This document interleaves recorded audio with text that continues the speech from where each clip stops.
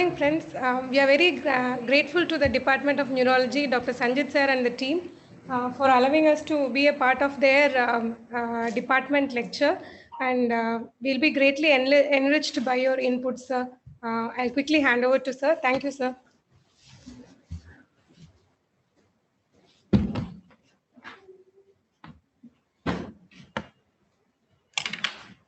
Good morning and thank you.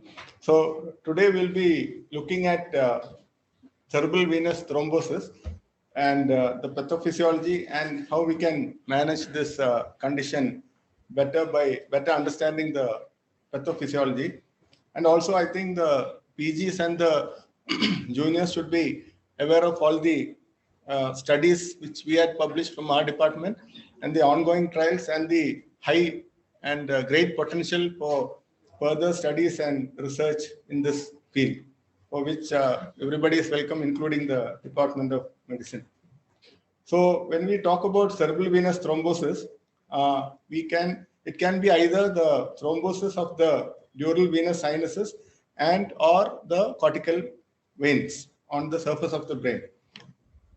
So if you look at the literature, it's rather uncommon cause for strokes in the West. But in some countries, it is more common, like in Mexican stroke registry, it constitutes almost 3% of all strokes. And our data from CMC, which is similar to that of NIMHANS and other parts of South India especially, it constitutes almost 7% of all acute strokes seen in the emergency services. Now, if you look at the age group, you see that as you grow older, the incidence is much less. Above 80, you hardly see any patients presenting with this condition. So this is more than around 80% of this CVTs occur mainly in young age, that is less than 50 years of age. The important thing is CVT is the main cause, constituting 50% of all pregnancy and puerperium related strokes, especially in Asian countries. Looking at the etiology, you can have anything which can cause CVT, ranging from high altitude to high voltage brain injury. So you can see anything in literature causing this. This is one of the studies which we published recently, looking at the ambient temperature and climatic conditions. So the study we did in and around Vellore, covering almost 5 districts, and over a 8-year period, we had almost more than 1,000 patients with CVT. And here you can see that there was a definite relationship with high ambient temperature and the incidence of CVT. So if you look at the hot summer months of April, May, June, the incidence was significantly higher than in other months. If you look at the winter months, it's much less. So this, I'm sure the registrars will be seeing this every day happening in the ward during the summer months. Now, if you look at the etiology, you can divide it into transient and permanent risk factors. So there are a host of these risk factors, but if you look at the cause and effect relationship, the things which stands out, one is mainly the oral contraceptive and hormonal use, and this is a very, very important and preventable risk. And there are other permanent risk factors which you can detect only if you check the blood, that is protein C, protein S deficiency, and the genetic mutations like factor V laden, prothrombin gene, and antiphospholipid syndrome, and also hyperhomocystinemia. Now, if you look at the odds ratio for this, you see that some of them are having a very high odds, like protein S and C, you have an odds of more than 10. Hyperhomocystinemia is not not much. Now, but the important thing is the combination of risk factors, which is important in causing this condition. For example, if you have a lady who has a prothrombin mutation, the odds is 9.3. If this lady starts taking oral contraceptives, which by itself it has an odds of 5.6, but if this lady, if there's a combination of this risk factor, the odds just multiplies. It doesn't add, but multiplies and becomes almost 150. Similarly, if you have a pregnant lady who has a very high homocysteine level, again the odds multiplies. So the genetic and the protein deficiencies are very, very important, and so much so in some countries now, before prescribing oral contraceptives, they started checking for these mutations before for safety in prescribing. This is one of the studies which are done long time back from our department, which looked at the underlying prothrombotic states in pregnancy-related CVT. And one thing we found was in this area, in and around, especially in many districts of South India, there is a traditional practice that after delivery, you don't give water to the mother. You restrict the water intake. Most of the time, what we saw was they'll be given 1 cup of water and then they are told to take it throughout the day. No extra. This is like for the thought is that it will concentrate the breast milk or it will reduce the stomach, which is post-delivery, etc. So this was found to be significantly significantly associated with the incidence of CVT in postpartum CVT. And also we found that up to 71% of the postpartum CVT patients had multiple risk factors, prothrombotic risk factors. Now coming to the pathophysiology, it's very, very important to understand the pathophysiology to understand how we can treat this condition. The first thing you should know is there are some features which are unique to the intracranial venous circulation. That is the veins. It's the veins which contains around 70% of the blood inside the brain. And these sinuses don't have muscular tissue in their thin walls. There are no walls up to the jugular veins. And hence the dural sinuses won't collapse like arteries. And there is high variability in their anatomy. This is very important. And so literature has shown that the transverse sinus can be predominantly right-sided in up to 40% of the subjects. So, and this is one study which was done from our radiology department, which also showed similar figures, left transverse sinus hypoplastic in 35%. So this is very important because if you're suspecting CVT and you're seeing a scan and you see a hypoplastic sinus, you should be double checking whether it is really a thrombosis or just a normal finding.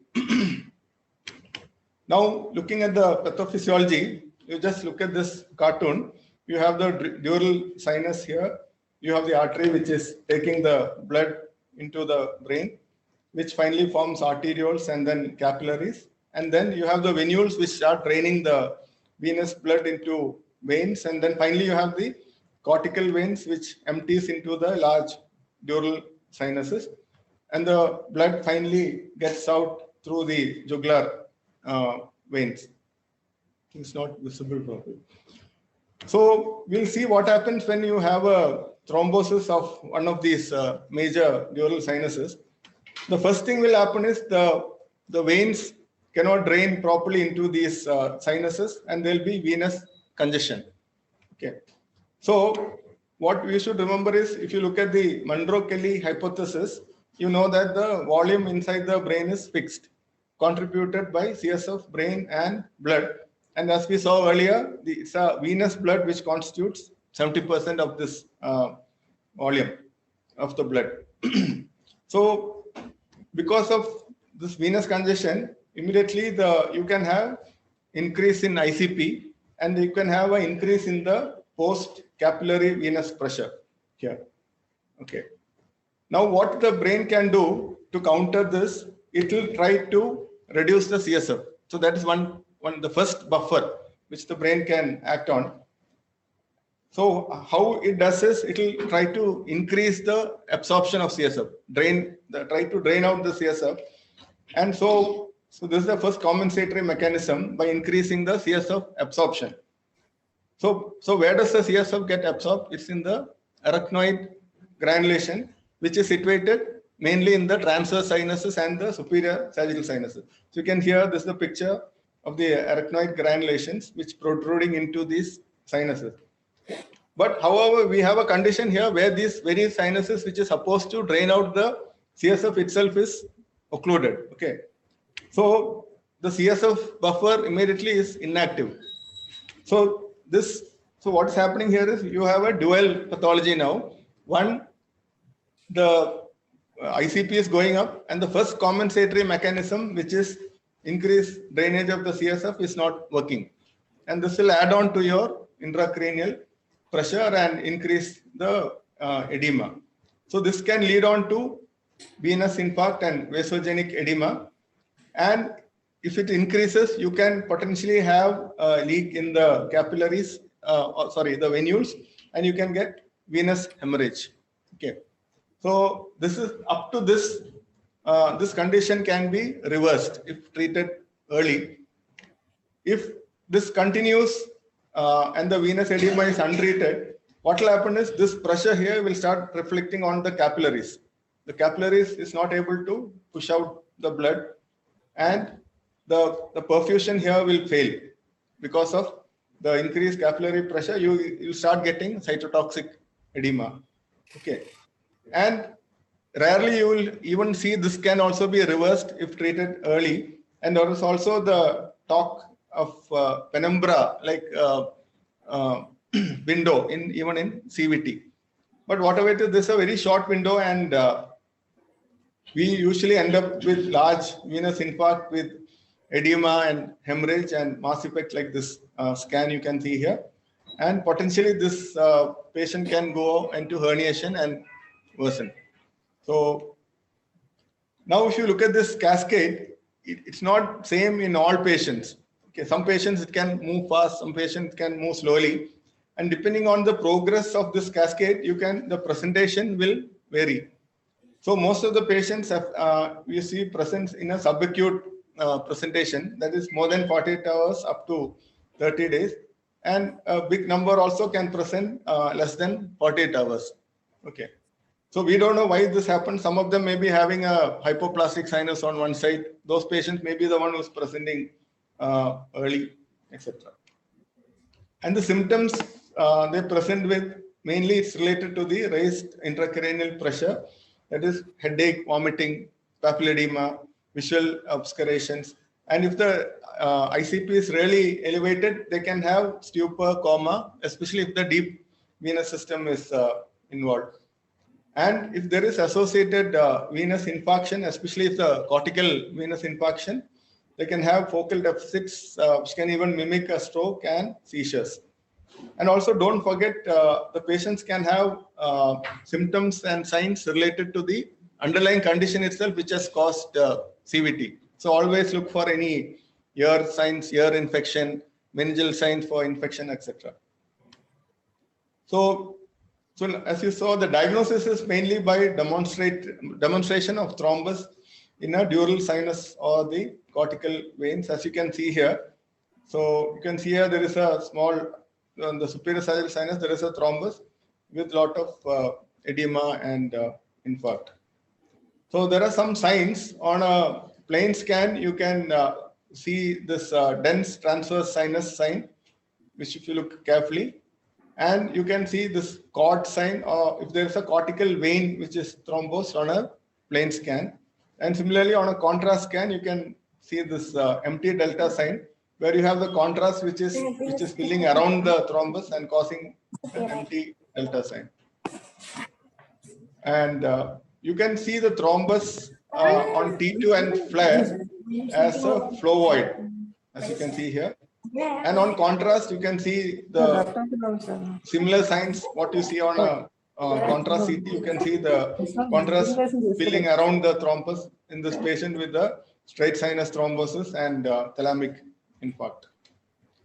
So now coming to the treatment, as we saw, the pathophysiology is, there are a lot of things acting at the same time. So your treatment also, you should be targeting multiple areas at the same time.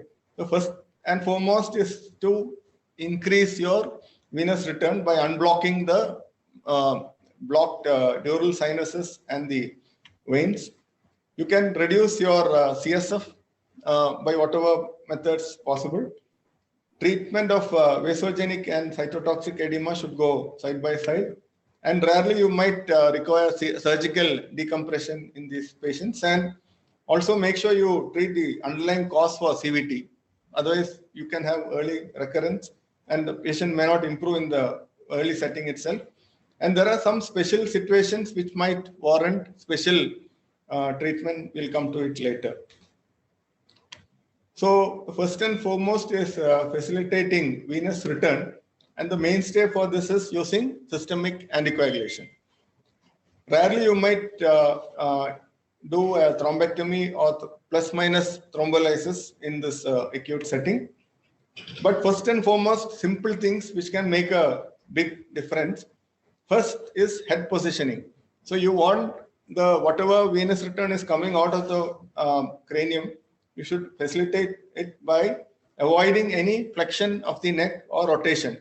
And the common thing you should know is not to place any tight-fitting mask with the tight elastic around the neck, which will occlude the jugular. If the patient is receiving ventilator, when you make sure there is, you avoid a high PEEP, which also can impede the venous and increase the ICP, and also avoid frequent suctioning, where your ICP can intermittently go up. The patient may be sitting on the fence, and that itself can tilt the patient and cause herniation. And avoid catheter, jugular catheter. This is very, very important. As we saw, some of them can have a dominant side flow. So you always look at in case you have to place a IJV, you make sure you look at the scan and see which is the dominant side. So never place it on try to avoid it, if at all, place on the non-dominant side. And also avoid abdominal compression. Okay. So these are small things which will make a big difference. Systemic anticoagulation, as I told you, has been proven to be effective with a 60% relative risk of death or dependency. Now we have choice between unfractionated and low molecular weight heparin, but studies have shown that low molecular weight heparin is much better in terms of outcome in treating CVT in the acute phase. But there are some conditions where we need to use unfractionated heparin. One is renal insufficiency, and second thing is if you know this patient might go in for surgery for early reversal, make sure you use only unfractionated heparin. So there are some conditions where one might hesitate and think twice of starting heparin. One is hemorrhagic transformation of the venous infarct, which is very common, seen in almost 50% of our patients. Here there is no doubt you have to use anticoagulation, and up to 6% can present with associated subarachnoid hemorrhage. Okay, here also don't hesitate, you have to start anticoagulation. And thirdly, you can sometimes have patients presenting with subdural associated with CVT. It's called non-traumatic subdural hematoma.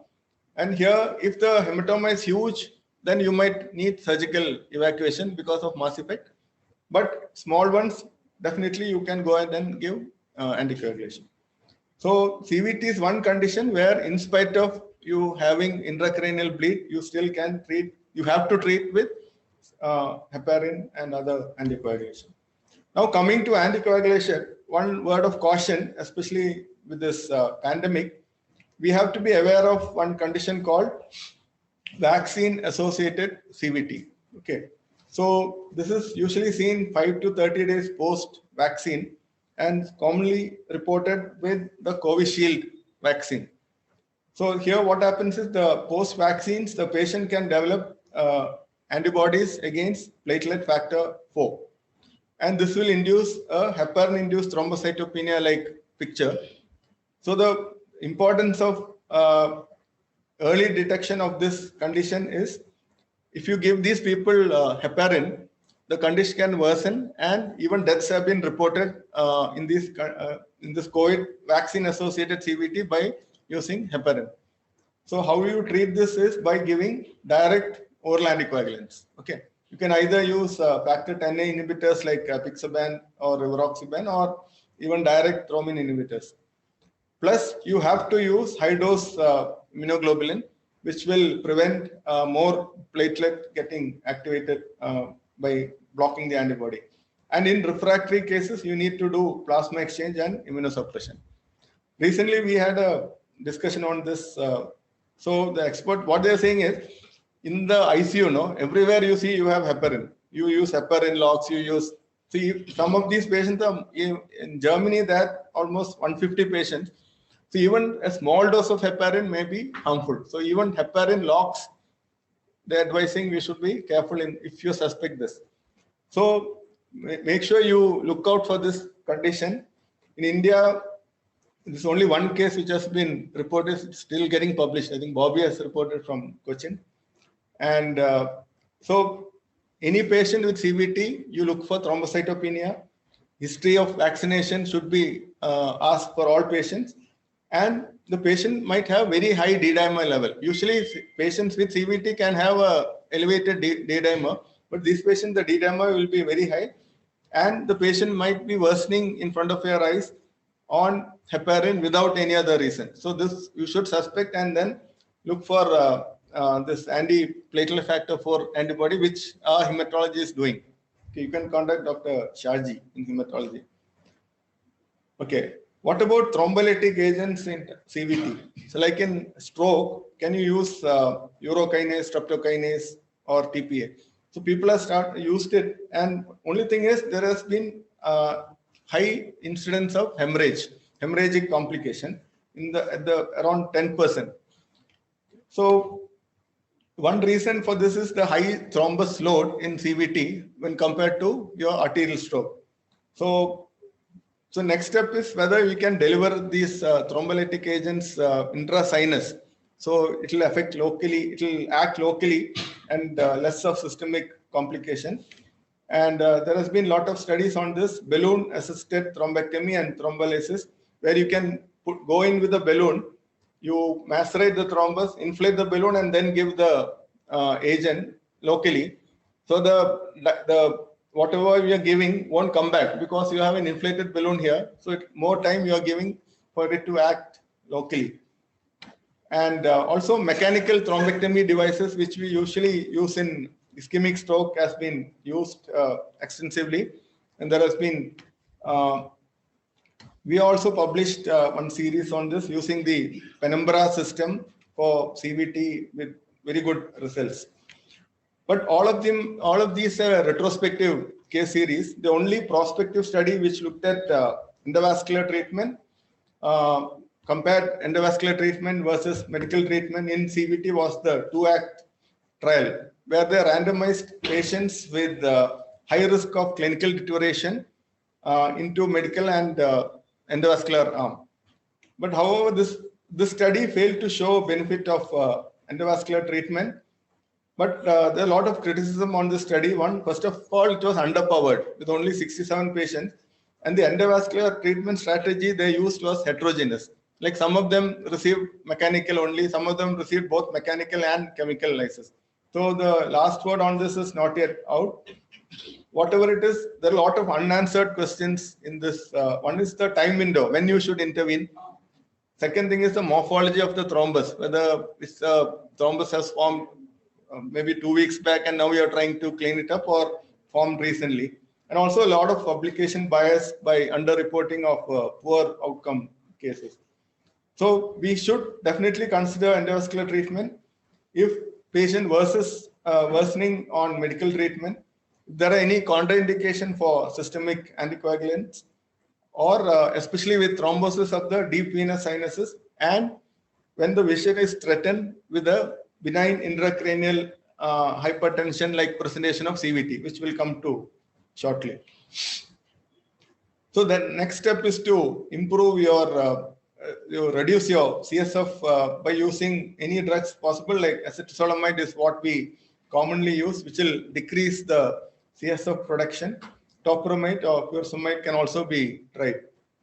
If you look at the European guidelines, they don't recommend acetazolamide, but we still use, and I think we should continue to use unless, and we are not seen any adverse outcome. Sometimes we might have to use lumbar puncture to remove CSF if there is no contraindication till we recanalize the sinuses. Treatment of vasogenic and cytotoxic edema, we can use 3% saline, which is standard. And if there is no breach in blood-brain barrier, we can use mannitol.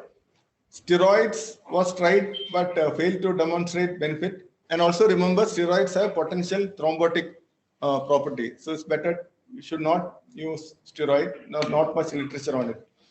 Prevention of seizures, this is one thing which is very, very important. So if you look at this patient here, he has a large vein of Labbé thrombosis, and one seizure in this patient will suddenly increase the edema in that area and cause herniation. So this is like impending herniation with the seizure. So seizure is usually seen more commonly in younger age group, children, and more in children, and especially in those with parenchymal lesions, obviously. So any patient presenting with seizure, of course, we need to start, but also preempt and start this anticonvulsants in anybody with parenchymal supratentorial lesion. Superior sagittal and cortical veins, you need to start even though there is no seizure. Any lesion anterior to the central sulcus and patients with focal deficit. So you should have a very low threshold for starting anticonvulsants. You can even start 2 anticonvulsants in the first few days, and then once the patient is stable, you come down. So surgical decompression. So as a life-saving measure, we do surgical decompression, especially like these patients with large hemorrhagic infarcts with edema and mass effect. So there has been a lot of literature looking at this, all case series, and one of the largest case series was published from our department. We had 44 patients which we had undergone decompression, and out of that we had a very good survival rate of 75, and the most important thing was 77% of the survivors achieved an MRS of 2 or less at 1 year, which is very, very impressive. Now, all of them are retrospective case series. The only prospective series is something called the Decompressives 2 study. This is a large multicentric international trial. The results of this trial will be presented next, I think, 1st of September this year in the European Stroke Congress. So this is a very big trial, including, we have been doing this study over the last 9 years, 15 centers in 10 countries. And in India, we had recruited 64 patients who had undergone decompression, and the result of the study is impressive. But it's not as good as what we thought it would be, 30% mortality. So anyway, we'll see the results published. Prognosis. So in the pre-MRI, MRV era, CVT was conditioned with high mortality and morbidity, okay, because the pickup was not very good. So it's almost 30 to 50% mortality. Now, once the MRI came up, the pickup became very fast and quick, and the treatment also changed.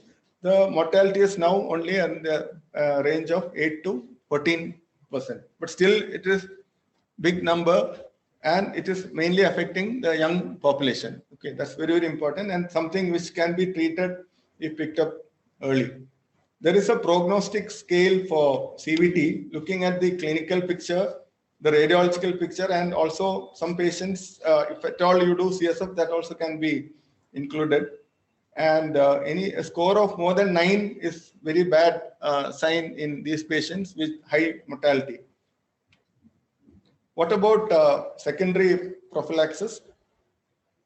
So following a CVT, you not only you have recurrence of CVT, but you can also have thrombosis in other vascular beds.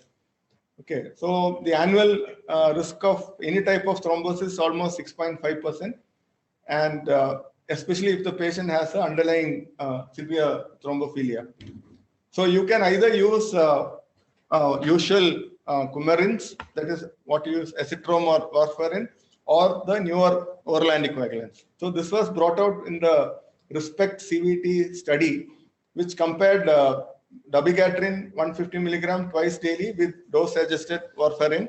And this is the study which showed that you can use direct anticoagulant newer anticoagulants in treatment of CVT safely.